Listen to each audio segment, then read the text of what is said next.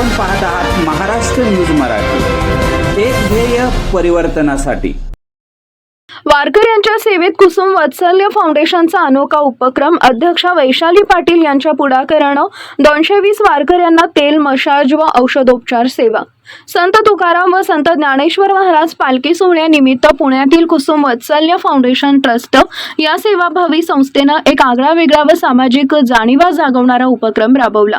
या उपक्रमाअंतर्गत एकूण 220 वारकऱ्यांना आयुर्वेदिक तेल, मसाज आणि मोफत वैद्यकीय उपचार देण्यात आले।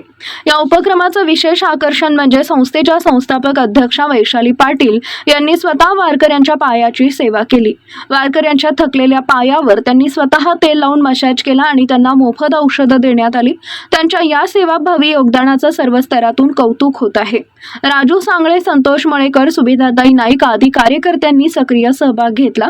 तसेच विशेष सहकार्य महात्मा फुले मंडई शेतमाल व्यापारी संघटना पुणे अध्यक्ष राजेंद्र कासुर्डे व ज्येष्ठ समाजसेवक अनिल रेडेकर वारकऱ्यांसाठी जेवणाची व्यवस्था, फळ वाटप, शुद्ध पिण्याच्या पाण्याची सोय आणि प्राथमिक वैद्यकीय सुविधा पुरवण्यात आल्या होत्या।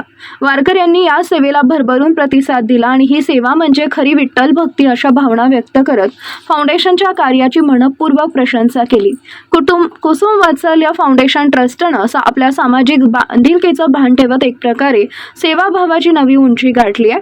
भविष्यात असे उपक्रम नियमितपणे राबवण्याचा निर्धार संस्थेच्या अध्यक्षा वैशाली पाटील यांनी व्यक्त केला।